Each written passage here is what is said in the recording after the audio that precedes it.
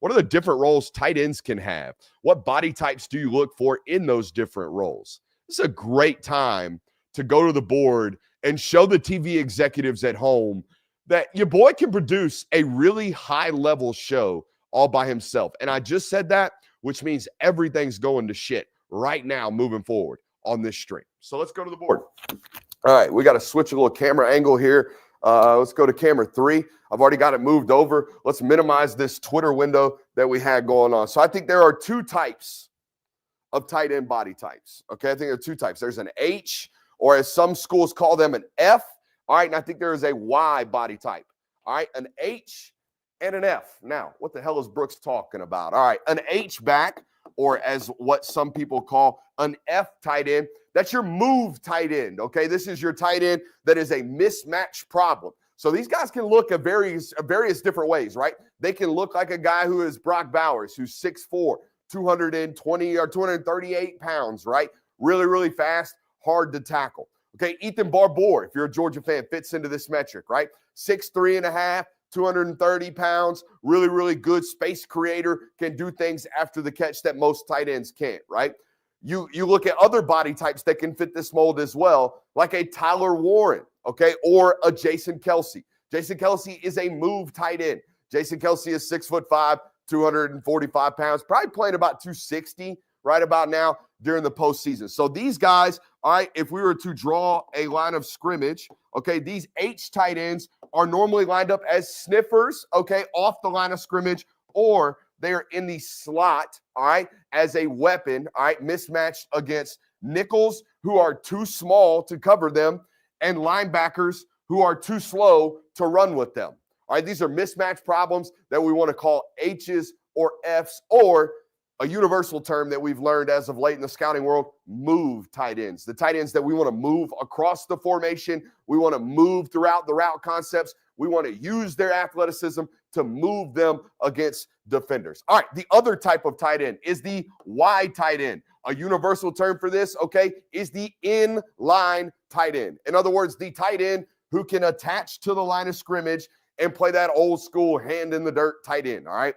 Think George Kittle, all right? Think Darnell Washington. Think these wide tight ends that are north of 6'5", that are north of 240 pounds, that are north of an 85-inch wingspan, okay, that can really get after it on the line of scrimmage and grow into that, real point holder at the point, right? Be able to reach 9 techniques on wide zone, okay? Be able to inside veer release, all right, and get up to a linebacker and smack skulls with one of those Mike linebackers, right? Be able to arc release and get out on screens and block those nickels, okay? While also maintaining the ability to get vertical in the passing game, all right? Those are the 2 types of tight ends that we want to look at and talk about in the world of college football nowadays. Do I have a preference? Yes, the preference is to have both.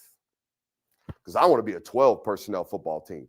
Because if I can be a 12 personnel team with an H-back that's better than most wide receivers, Brock Bowers, if I can get into 12 personnel with an H-back that is more dynamic than most wide receivers, Tyler Warren, I can scare the shit out of defensive coordinators because they don't know what to do. Do I stay in nickel to make sure I'm preparing myself and covering myself in the pass department? Or do I get into base personnel and be big enough to stop the run because they got 2 tight ends on the field? All right. I think 12 personnel with an H-back that creates mismatch problems is probably one of the toughest things to stop in the world of football nowadays. It's why some of the best offenses we've seen as of late are living in 12 unless they've got a dominant X like Ohio State. Travis Shuttleworth, let's talk ball, Mr. Shuttleworth.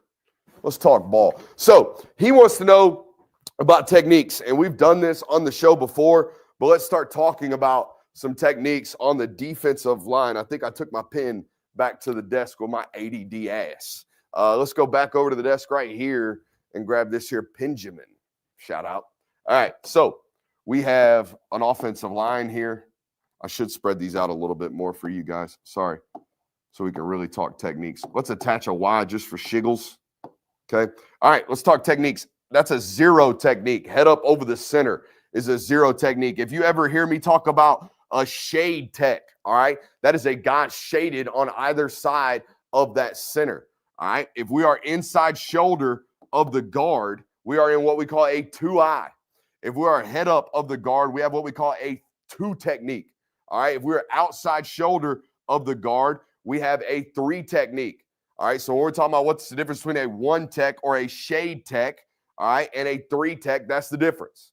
A 1 technique's outside shoulder of the center, what I call a shade technique. All right. A 3 technique's outside shoulder of the guard. We continue out to the tackle. That is a 4-eye on the inside shoulder of the tackle. We have a head up 4 and then an outside shade 5. You'd think it would go 6, 7, 8. It does not. It goes 7 inside shoulder of the tight end. 6 is head up of the tight end. Okay. And a 9 technique is outside wide tech of that tight end. This is how I teach it and how I talk it on this channel.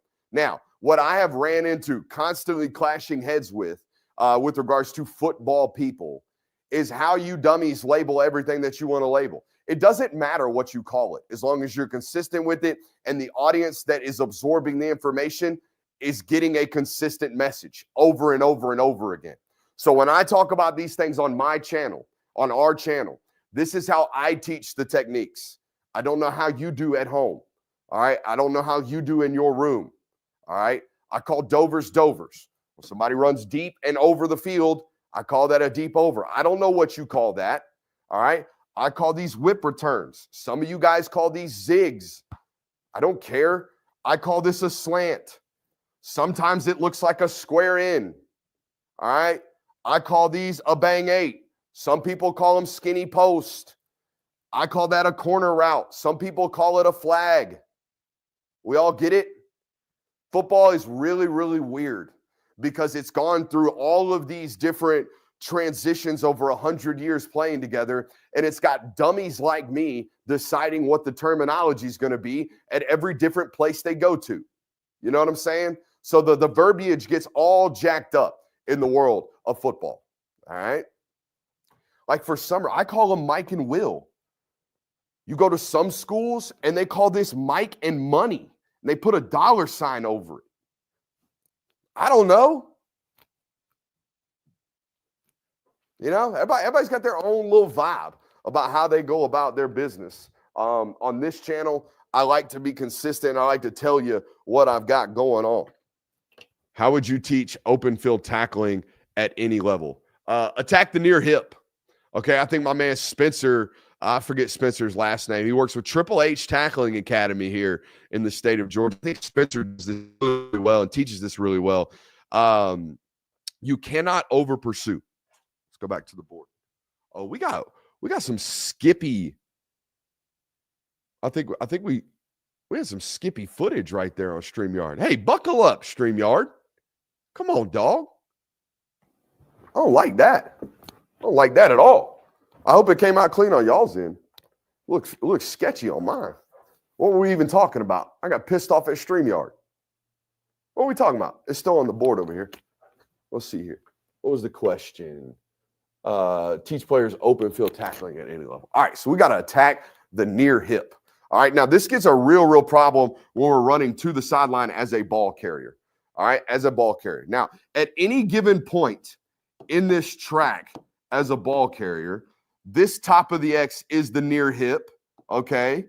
All right, the back side of the X is the ball, all right? Because ball carriers are taught what, ladies and gentlemen? They're taught to keep the ball in their outside hand, all right? Now, back in the day, every coach I ever played for and every coach you ever played for, if you're older than about 30, taught you what? Get your head across or put your head on the ball, right? That's what they taught you all the time as a tackler. We want to get our head across and we want to get our head on the ball. Well, now as coaches and as a football world, we have tried to take the head out of the play. We've tried to take the head and the neck out of the play. So we don't teach guys to get their head across anymore. And the reason being is not only to protect the neck, but we want to protect against cutback lanes. So let's talk about that. All right. We want to attack, like I said, that upfield shoulder. So if I were a Mike linebacker, all right, pursuing this outside zone, if you will, I always want to pace to that backside hip. I never, ever, ever want to overrun that ball carrier. Reason being, he is going to force a cutback. Now, there is a difference here.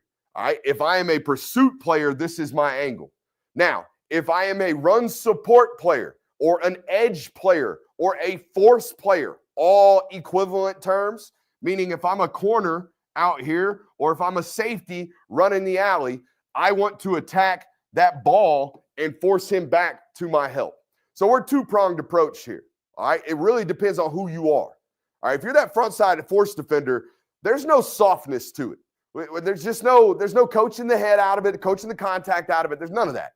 Just bring your shit, all right? Take your screws, put him through his front side hip, all right? Or force him back with contact, right? We talked about that against that Notre Dame film against Penn State. In that first half, they were not forcing the cutback by contact. They were forcing the cutback just by happenstance, by placement, right? Being out here, and now that dude cutting off the grass. Instead of being on his near hip, forcing him to cut back with contact from the force defender.